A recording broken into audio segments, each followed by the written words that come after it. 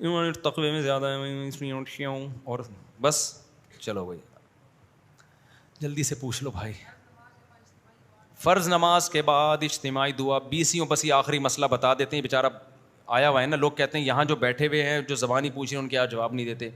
دیکھو فرض نماز کے بعد اجتماعی دعا نبی صلی اللہ علیہ وسلم سے ثابت نہیں ہے.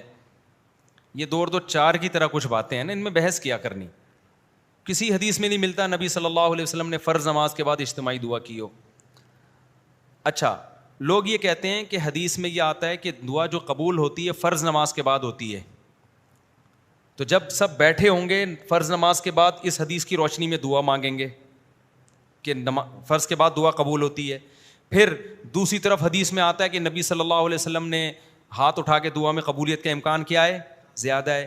تیسری آتا ہے کہ اجتماعیت میں کیا ہے؟ برکت ہے. تو تینوں کو ملا کے فرض کے بعد آپ نے کیا کر لیا؟ ہاتھ اٹھا کے دعا مانگنا شروع کر دی. اس طرح سے کبھی حدیثوں کو ملا کے مسئلہ نہیں نکالا جاتا. ایسے تو بہت سارے مسائل شریعت کے چینج ہو جائیں گے. ہمیں یہ دیکھنا چاہیے کہ نبی صلی اللہ علیہ وسلم کا ارشاد ہے تو نبی نے خود اس پر کس طرح سے عمل کیا. جس نبی نے ہمیں یہ بتایا کہ فرض کے بعد دعا قبول ہوتی ہے اس کا اپنا عمل اور صحابہ کا اپنا عمل کیا تھا. تو 5 ٹائم نماز ہوتی تھی، ایک آدھ دفعہ کی بات نہیں ہے، پوری زندگی ہوئی ہے. پھر صحابہ نے ہمیشہ پڑھی ہے. اگر نبی صلی اللہ علیہ وسلم اس حدیث کا یہ مطلب نبی کی نظر میں یا صحابہ کی نظر میں ہوتا کہ نماز کے بعد ہاتھ اٹھا کے دعا مانگیں تو 2-4 حدیثیں تو ملتی نا ہمیں اس پہ کہ کیونکہ فرض کے بعد دعا قبول ہوتی ہے لہذا نبی صلی اللہ علیہ وسلم فرض کے بعد ایسے ہاتھ اٹھاتے تھے اور صحابہ بھی ہاتھ اٹھاتے تھے. پھر آمین آمین ایک بھی نہیں ملتی یار ہمیں. تو ہمیں پتا پھر ہم یہ اشکال ہوتا ہے کہ پھر فرض نماز کے بعد دعا قبول ہونے کا مطلب کیا ہے. تو ہم جب دوسری حدیثیں دیکھتے ہیں تو ہمیں پتہ چلتا ہے نبی صلی اللہ علیہ وسلم فرض نماز کے بعد اللہم انت السلام ومنک السلام پڑھا کرتے تھے. کسی حدیث میں آتا ہے آپ نے فرمایا آیت الکرسی پڑھو. کسی حدیث میں آتا ہے آپ نے فرمایا اللہم لا مانع لما اعطیت ولا معطی لما منعت، یہ دعا پڑھو. پتہ یہ چلا کہ یہ جو وظیفہ ہے نا، وظیفہ کہتے ہیں اسپیسیفک مخصوص الفاظ کے ساتھ جو حدیث میں دعائیں منقول ہیں. پتہ چلتا ہے کہ نبی صلی اللہ علیہ وسلم اس قسم کی آیت الکرسی اور اللہم انت السلام والی جو دعائیں ہیں نا ان کو دعا سے تعبیر کر رہے ہیں جو اصل میں وظائف ہیں. جیسے اور یہ جیسے ہم کہتے ہیں اذان کے بعد کی دعا کہتے ہیں کہ نہیں، تو کیا وہ ہاتھ اٹھا کے مانگی جاتی ہے؟ وہ ایک وظیفہ ہے. اللہم رب ہذہ الدعوۃ التامہ، اس وظیفے کو ہم کیا کہہ رہے ہیں؟ دعا. تو اسی طرح مسجد میں داخل ہونے کی دعا، تو کیا وہ ایسا کہ 4 آدمی اجتماعی داخل ہو رہے ہیں چلو بھائی الحمدللہ رب العالمین والعاقبۃ للمتقین، کیونکہ حدیث میں آتا ہے مسجد میں داخل ہونے کی دعا. تو وہ اسپیسیفک الفاظ ہیں اللہم افتح لی انفرادی طور پر. تو ہم حدیث کو اگر حدیث کی روشنی میں حل کرتے ہیں تو پتہ یہ چلتا ہے کہ نبی نے جو فرمایا کہ فرض کے بعد دعا قبول ہوتی ہے تو وہ دعا سے مراد کیا ہے؟ وہ اسپیسیفک مخصوص الفاظ کی دعائیں ہیں، وہ قبول ہو جاتی ہیں فرض نماز کے بعد. اس طرح سے دونوں طرح کی حدیثوں میں کیا ہو جائے گی؟ تطبیق. یہ دلیل تو میں نے دی اہل حدیثوں کے لیے. اور جو تقلید کرتے ہیں فقہ حنفی کو یا فقہ شافعی کو فالو کر رہے ہیں ان کے لیے بھی یہ بھی دلیل ہے. اور ایک اور دلیل کیا ہے کہ بھئی آپ ایک طرف یہ اعتراف کرتے ہو کہ ان ائمہ کرام نے فقہا نے قرآن و حدیث کو ہم سے زیادہ سمجھا ہے. عقلی بات ہے نا، ہم تو کہتے ہیں بھائی اہل حدیث سے زیادہ ابو حنیفہ نے سمجھا ہے، امام شافعی نے سمجھا ہے. تو ہم جب ان سے رابطہ کرتے ہیں کہ آپ کی نظر میں ان حدیثوں کا کیا مطلب ہے، ان کے قول کو ہم حدیث کے خلاف کبھی بھی نہیں لے کے جاتے. یاد رکھو حدیث کی تشریح میں ان کے اقوال کو پیش کیا جائے گا، حدیث کے مخالفت میں تو پیغمبر کی بات مانی جائے گی. لیکن حدیث کی ایکسپلینیشن میں ہم ان کی بات کو کیا کرتے ہیں؟ آج کے اسکالرز کی رائے پر ہم ان کو کیا کرتے ہیں؟ ترجیح دیتے ہیں. تو ان اسکالر سے اگر پوچھا جائے تو ان چاروں فقہ کی کتابیں جن پہ صدیوں سے فتویٰ دیا جاتا رہا ہے، کوئی ایک جزیہ ایک عربی عبارت بھی ہمیں نہیں ملتی جس میں آتا ہو کہ امام کو چاہیے کہ وہ سلام پھیرے مقتدیوں کی طرف رخ کر کے ہاتھ اٹھا کے دعا مانگے. وہ حالانکہ فقہ کی کتابوں میں بہت باریک باریک جزیات بھی ہوتے ہیں، بہت معمولی سی چیزیں بھی ہائی لائٹ کی ہوتی ہیں انہوں نے. تو صدیوں تک یہ سارے فقہا کیوں خاموش رہ گئے ایک ایسی چیز سے جو دن میں ایک دفعہ نہیں بلکہ کتنی دفعہ ہو رہی ہے؟ 5 دفعہ ہو رہی ہے. تو یہ بہت بڑا سوال ہے. اب جب دیوبندیوں سے بات کرو تو ان کے پاس سوائے علماء دیوبند کے حوالے کے کچھ ہوتا نہیں ہے. ہم ان سے کہتے ہیں بھائی علماء دیوبند اب کے علماء دیوبند کے آپ حوالے دے رہے ہیں نا. جب علماء دیوبند کوئی بات کریں گے تو ان پر بھی تو لازم ہوگا کہ وہ دلیل پیش کریں. انہوں نے دلیل کیا دی ہے؟ تو وہ جواب میں کہتے ہیں ہم علماء دیوبند کے مقلد ہیں. بھائی تقلید ہم صرف مجتہدین کی کرتے ہیں اور کسی کی تقلید نہیں کرتے. وہ بھی اس لیے کرتے ہیں کہ ان کے پاس علم ہم سے زیادہ تھا. تو آپ اگر علماء دیوبند سے رابطہ کرتے ہو تو جو علماء دیوبند کہہ رہے ہیں کہ کرنی چاہیے, تو سوال پہ تو دلیل کیا ہے؟ تو دلیل میں نہ فقہ کی کوئی عبارت, عربی کتابوں کی, اردو کی بات نہیں کر رہا, اور نہ قرآن و سنت سے کوئی حوالہ یہی ہوگا کہ حدیث میں آتا ہے فرض کے بعد دعا قبول ہوتی ہے, حدیث میں آتا ہے کہ رفع الیدین سے دعا قبول ہوتی ہے, حدیث میں آتا ہے کہ اجتماعی دعا میں قبولیت کا امکان زیادہ ہے. ایسے 3 چیزیں آپ ملائیں گے تو پھر بریلوی حضرات جو نماز جنازہ کے بعد دعا کرتے ہیں پھر تو وہ بھی ثابت ہو جائے گی.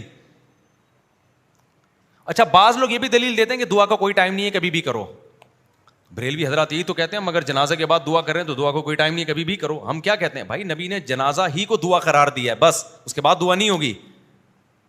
تو وہی دلیل ہم فرض نماز کے بعد دے رہے ہوتے ہیں, بھائی کوئی ٹائم نہیں ہے, جب چاہے کر لو. تو پھر کبھی کر لو نا, ہمیشہ کنٹینیو کرنا اس کی علامت ہے کہ آپ اس عمل کو کیا سمجھتے ہیں؟ سنت. بعض لوگ کہتے ہیں ہم ضروری سمجھ کے نہیں کرتے. بھائی اتنا ضروری سمجھا جاتا ہے کہ امام نہ کرے نا اس کو امامت سے ہاتھ دھونے پڑتے ہیں. اور دوسری بات یہ کہ علماء دیوبند کا یہ متفقہ فیصلہ بھی نہیں ہے. میں علماء دیوبند کی توہین نہیں کر رہا کہ یہ کہہ کے کہ ان کے پاس دلیل نہیں ہے.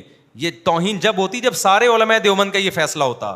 علماء دیوبند میں جو چوٹی کے علماء ہیں وہ اس کے قائل نہیں ہیں. حضرت مفتی محمد شفیع صاحب جو مفتی تقی عثمانی صاحب کے استاذ ہیں, وہ کوئی علماء دیوبند کے معمولی عالم نہیں تھے. ان کا پورا رسالہ ہے اس پر کہ فرائض کے بعد یہ جو دعا کا ہمارے یہاں رواج ہے یہ ثابت نہیں ہے. مفتی رشید احمد صاحب رحمۃ اللہ علیہ کا اصل بتائیں پورا اس پہ تفصیلی رسالہ ہے.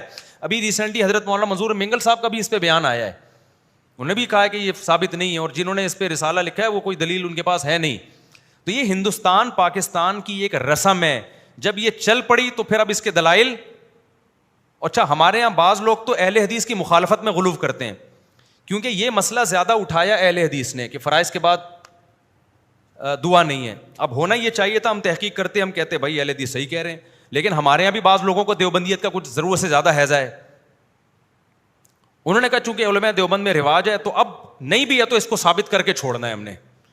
تو کیوں غلط چیز میں یار, آپ مان لو بھائی اس میں اہل حدیث کیا کہہ رہے ہیں, ٹھیک کہہ رہے ہیں, کیونکہ فقہ کی کتابیں بھی اس سے خاموش ہیں, قرآن و سنت بھی اس سے خاموش ہے. تو یار ہم پھر بھی براڈ مائنڈڈ بنتے ہیں کہ امت میں فتنہ پیدا نہ کرو, ٹھیک ہے نا. اگر امام مانگ رہا ہے اس کو مانگنے دو, آپ ہاتھ نیچے کر کے بیٹھے رہو, بس ختم ہو گئی بات. پھر بھی کوئی مانگ رہا ہے تو مانگتا رہے. میں کتنے سال سے یہ مسئلہ بیان کر رہا ہوں, لیکن بڑی تمیز سے. میرے کوئی بھی شاگرد ایسا نہیں کسی امام کو جا کے ٹارچر کرنا شروع کر دے, کیوں مانگ رہے ہو, ثابت نہیں. بھائی مانگنے دے, اس سے بڑے بڑے مسائل ہیں. یہ مسئلہ کیا ہے, دعا ہی مانگ رہا ہے نا, کوئی ایسا تو نہیں ہے کہ کچھ اور کر رہا ہے, ٹھیک ہے نا. تو اور پھر عامی آدمی کے لیے تو مفتی کا جو ماہر مفتی ہے اس کا قول ہی حجت ہوتا ہے. اس کو آپ بیچارے کو وہ بھی مولوی صاحب کوئی دلیل پیش کر دیں گے, وہ کہاں جائے گا. تو بھائی بڑے بڑے مسائل دنیا بڑے چھوٹے چھوٹے کیا ہے, ان کو پی جاؤ. تو اس لیے میں یہ چھیڑتا نہیں ہوں, لیکن اب چھیڑ دیا تو اس لیے میں چھڑ گیا ہوں تھوڑا سا, ورنہ بہت دفعہ یہ پرچیاں آتی ہیں میں جواب نہیں دیتا, کیونکہ مسجدوں میں ہو رہی ہیں دعائیں. مفتی محمد شفیع صاحب رحمۃ اللہ نے بھی لکھا ہے پورا رسالہ کہ ثابت نہیں ہے. آخر میں لکھا ہے کہ کسی مسجد میں بہت عرصے سے معمول چلا آ رہا ہو تو ایک دم نہ چھڑوائیں, اور فتنے کا اندیشہ ہو تو خاموش ہی رہیں, کیونکہ مسجدوں میں لڑائیاں لڑوانا یہ بھی قرآن و حدیث سے ثابت نہیں ہے. اجتماعی دعا اس کو چھڑوانے کے لیے پھڈے شروع کر دو تو بارش سے بھاگا پرنالے کے نیچے کھڑا ہو گیا. وہی مثال ہو جائے گی, ایک آدمی نے زنا کیا, حمل ٹھہر گیا, بچہ ہوا تو پکڑا گیا, عورت کو پوچھا تو شادی شدہ ہے نہیں, یہ بچہ کہاں سے, اس نے یہ فلاں سے زنا کیا تھا, حمل ٹھہرا تھا. لوگوں نے اس کو پکڑ کے مارا تو اس کے دوستوں نے کہا کمبخت, جب تو زنا کر رہا تھا تو حمل روک لیتا, حمل کیوں ہونے دیا. اس نے کہا حمل روکنا اسلام میں مکروہ ہے. انہوں نے کہا یہ جو کر رہا ہے یہ کیا ہے.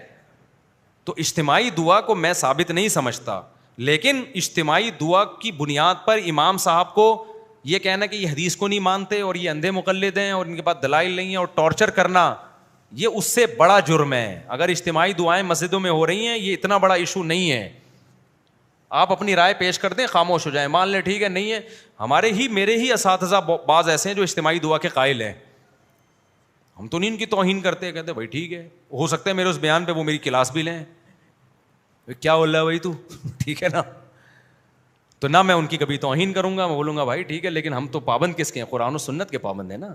قرآن و سنت کے ہمیں یہی سمجھ میں آ رہا ہے بھائی اب کیا کریں, لیکن ہم توہین تھوڑی کریں گے, نہ ان کی کبھی, اور میرے سے زیادہ علم بھی ہے ان کے پاس, تقویٰ بھی ہے, سب کچھ ہے, نہ ہمارے دل میں ان کی کبھی کوئی کمی آئے گی. تو اس ظرف کے ساتھ اگر آپ اس رائے کو لیتے ہیں تو ٹھیک ہے, ادروائز جیسے ہیں پھر ویسے زیادہ ٹھیک چل رہے ہیں آپ مارکیٹ میں, ویسے ہی چلتے رہیں. سمجھتے ہو بات کو؟ تو ثابت نہیں ہے. بلکہ میں ایک بات اور کہوں, انفرادی بھی ثابت نہیں ہے. یعنی انفرادی طور پر بھی فرض نماز کے بعد رفع الیدین کی ایک ضعیف روایت ملتی ہے ہمیں. حالانکہ فقہ کا قاعدہ ہے, اصول فقہ میں پڑھایا جاتا ہے کہ جس چیز میں ابتلا زیادہ ہو اس میں ایک دو روایتوں سے مسئلہ ثابت نہیں ہوتا.